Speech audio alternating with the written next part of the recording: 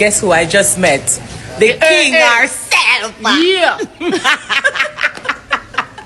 Kiri mu sunna omukyalo okubeera nga akomolebwa mu Busiraamu era kyekikuuma abakyalo obutabeera nnyo na bwagazi. Yes, greetings my people. How are you doing? Hope you're doing very fine. Yes, team ya Pallaso ne team ya King Saha beguddeko mu kifo ekimu ku show ya mukwano gwabwe gwe baadde bagenza okuyimbirako ne beegwa mu bulago naye abayimbi. So kakati waliwo MC bamwita MC Scorpion yategese show ye awo ku Supremacy. Bwe yategese show abayimbi bangi abazze ababaddewo ba Spice Diana baani, so many artists came and attended ne babeerawo ne bayimbirako MC oyo. Kakati jukira wabaddewo engeri ya biifu ku nkambi ya King Saha n'enkambi ya Pallaso, naye bwe batuuse wano Pallaso yasooseeyo n'ayimba n'amala. King Saha bwe yazze naye n'ayimba n'amaliza ajja afulume. Bwe yabadde afuluma awo ttiimu ye ne yeegwako ne ttiimu ya Pallaso nti Pallaso emikwano gye ttiimu ye babadde bali kumpi n'emmotoka ya King Saha. So kati King Saha bwe yazze nga bw'omanyi babbawunsa babeera bangi ku bayimbi, kati abo babbawunsa abangi abo nga bagezaako kuyeetinga ekkubo okulaba nti Saha asobola ogenda muki mu mmotoka ye. Naye bano babadde batudde ku mmotoka ye, abamu nga bali awo bonna like beetoolodde emmotoka ya King Saha. Ndowooza olutalo awo we lwavudde, nga bw'omanyi babbawunsa oba omanyi abavubuka ebiseera ebisinga babeera ku bayimbi ne batandikirawo olutalo. Beekubye ebikonde negwe abayimbi be Uganda tebayiga by the way. Oba lwaki? These are the things that are going to be claiming your lives. Kubanga ekisooka tebayiga. King Saha nze ye muyimbi gwensinga okwagala. King Saha, you are my artist. Naye abayimbi naddala mu abayimbi abayimba obulungi ebiseera ebisinga obulamu bwammwe bubeera bubalirwa ku ngalo. Olwaki? Sometimes olwa music wa abantu ababeera tebamwagala, naddala nga not because tebamwagala kubanga nti si mulungi, naye nga tebamwagala kubanga aliawo market yaabwe. Kitegeere agezaako okusaanikira music w'abalala yenna okuba nti awulikika.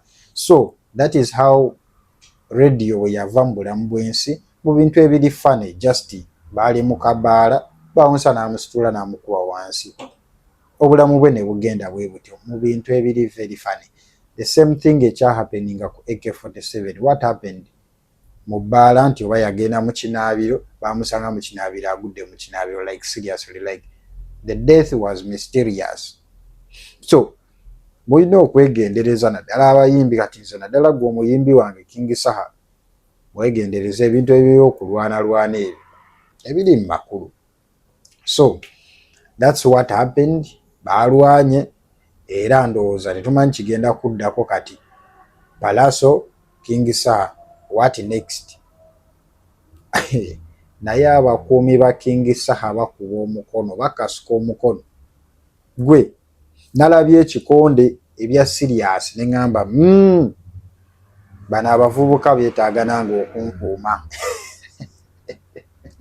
Kansooke nkole ssente ziwere, bwe ngaggawala abavubuka bwe njagala bankuume, kubanga nalabye kye bayita low fit nga bayiwawo omubiri. Kitegeera real love nti oba ki tukolera mukama waffe ekkubo, twagala mukama waffe agenda akole ki, ayingire mu mmotoka ye. Wow. Anyway, tuve ku Pallaso ne King Saha. Kakati Cindy baby, the king herself, yameetinze Spice. Cindy ye muntu kwegamba ndowooza agwanidde n'okusooka okukola kolabo ne Spice official. Kubanga lwaki? Like music wawe alina engeri gy'afaanaganamu, okitegeera. Ate Cindy ye azze akiraga nnyo nti ye takyabatolinga nabaki n'abakazi ba Uganda. Kitegeeza bw'aba tabatolinga n'abakazi ba Uganda nga yeetaaga basajja, kati saawa zino tumuwe ku mukazi omujamaika. Yes. Yeah. awo lyoko owulire music bwagenda okunyuma. So they met up, ate abadde agenzaako trying out okumumeetinga kubanga waliwo story gye yakozeeko narration nti yabadde yagezaako okwagala okumeetinga Spice Official nga bagenda e Bulange Mengo. However n'atasobola kubanga yabadde ng'abeera late buli kaseera olw'okuba nti alina emirimu mingi gy'akwasaganya mukazi wattu. So teyasobodde kola ki ku meetinga mu budde obwo, naye finally yakimeekinze ne bameetinga ne basobola okuba nti boogeramu. Yes, love yabadde wali nga yabadde y'amaanyi nnyo. Era bannaye eyo kolabo gye twetaaga. Tulina kolabo by the way ze twetaaga naddala ku Spice Official n'abayimbi be Uganda. Fiki Gaza bakurecognize okwagala okukola kolabo naye nze mwana walayi tetukulaba. Kolabo yayo togigwana. Omuntu agigwana Cindy the king herself, #1. I love that by the way the energy. Gundi abayimbi banne naddala A-Pass, Viper Ranking, these are the people abamanyikiddwa bosobola okuratinga naddala ku music, ku dancehall music, abasobola okuba obulungi. Naye there is a way gye bawadde gestures naddala nga Spice Official bameetinze ne Cindy bamulaze okwagala mu comment section aga yes, this is what we wanted. It was so amazing. Kakati abayimbi betuwulira betwagala bakole collab ne Spice Official, asooka nga tutadeko Cindy the king herself. Eyo collab egenda beera massive, collab egenda kubeera y'amaanyi nnyo eyo. Era omuntu omuyimbi omulala Zeza Bafana, yes, Zeza Bafana twagala weekyangire mu collab tulabe byogenda okuyimba wano. Buli kaseera watugamba wagoba aba Jamaica, wagoba baki bonna bono yagala bagoba, ba Nigeria buli omu yagala mugoba. Gwe wekka weefuge Uganda kati twagala tubalabe mu collab kweri ogwanidde bagoba oba bo be bagenda okugoba ate mu ggwanga lyo. So eyo collab yo tugyetaaga, it's a must. Then omulala wenadde njagalayo ka collab at least A-Pass bakuwe collab, twetaaga collab lwakuba mwana A-Pass nako keeragamu kayinza okulemera mu nnyumba. A-Pass lekera okulemera mu nnyumba, twagala collab. Then ano omulala Viper Ranking samulabyeko, we don't know what happened but yeah, twamulabye mu comment section. Then ndowooza bebo Biniganta ye yeekweka twamuvaako naye yetwandi oba yeekweka olupatwa tetumanyi oba yalinga alwogera lwa ddala waliwo yayogera nga yatulimba nga tetumanyi. Twadde twagala abayimbi abamu tukonfaminge olupatwa lwammwe lukolera wa wano okitegeera. By the way Spice Official, she is a very big brand, ate ye muntu aludde nnyo mu industry, alinga ali ku level z'abagundi. Ebiseera bye batandika music ali ku level z'abaani z'aba Chameleon ba Bekubye, Bobi Wine, those people by the time gye batandikira music. Ono mu 2000 Spice Official yali sita, imagine.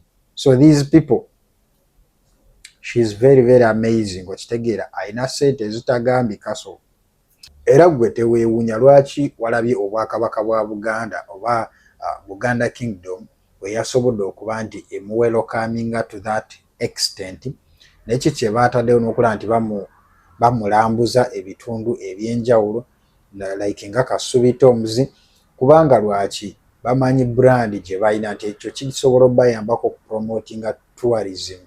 Manyi Buganda is very strategic, very strategic, that kingdom.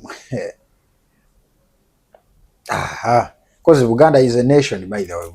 No, chimanyi nti Buganda is a nation. Did you know that? Ti Buganda ansi. Ojja kukimanya. So bwe twavudde awo ne tugwa ku Sheikh ayatuga ewa naye Sheikh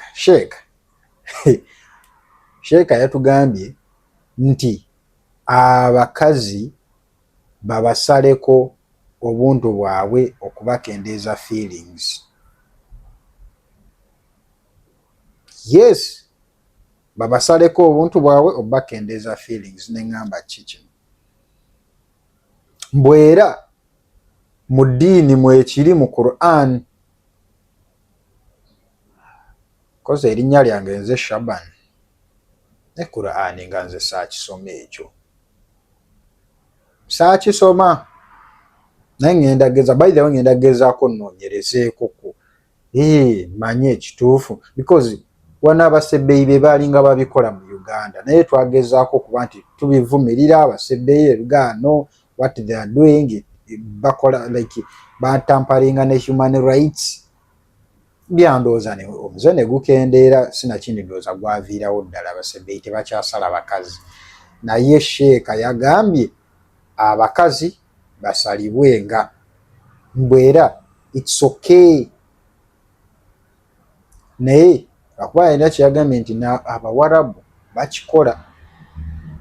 I don't know kituufu, simanyi nakumanya, naye ngenda gezaako mbuuze, ngenda funayo omukyalo omuwarabu mubuuze kweri obuntu baabusala. Uliriza Sheikh. Kiri mu sunna omukyalo okubeera nga akomolebwa mu busiraamu, era kyekikuuma abakyalo obutabeera nnyo na bwagazi. Tegerekisi omuntu buli bamukendeezaako baabakomola bamanyi kiki kye bakola. Mwana akyali muto ne bagenda ne bamukendeeza, kimuyambako omwana obutabeera nnyo na shahawa. Kyokka ate bino yes, ensi gye zirina ddala abawalabu abakwata sunna eyo bakikola. Wono nanti muli ku kalica, wano abaana mubasindika mu nsiko, kati ate wano mu nsiko ebyo bibongera shahawa, kubanga buli bwobikwatako buli we bijira nga omwana yeeyongera shahawa. Kyobula abaana benda ku myaka 9 myaka 8 begatta, kuba byo bibongera shahawa ebya kalica ya wano. Naye ate kalica y'obusiraamu eddiini kyeragira ate kyekiyamba. Mu Basomali gyebiri, mu Bawarabu Sudaani, wa everywhere akomola abakugu babeerayo. Sheikh wabeerayo omukyala nga amanyi okukomola abakyala, ate omusajja akomola ate omukyala omukulu kujjako nga kaana kato. Ng'obusiraamu era we butakkiriza musajja kunaaza mukyala nga afudde omukulu. Anaye Sheikh yatugambye kino tetumanyi, so kati Sheikh tuteese tugenda tandika okusala abakazi. Is it something that has been now introduced, oba just wado waboyi opinions? Era ku opinion yeyo oyagala tukole tutya kati? What do you want us to do? Bareducinge ku bwagazi, obwagazi bw'abakazi buyitiridde. N'abakazi mubaleke banyumirwe, ndaba obwenzi buli bwombi, abasajja benzi, abakazi naye banadda mu bwezi. After all ensi byansi byakufa kuleka, ensi ogibeerako bbanga bukaseera buseera ate era n'omala n'ogireka. Naye nga ekyo nze kinkubye wala. Naye nze muwala wange temugenda musala, muwala wange temugenda musala. Nina okumunyumirwa nga mulabako ng'akola ku bwenzi ye nga ndaba omusajja amwendako, ng'ate n'omukazi naye bw'ayenda ku musajja.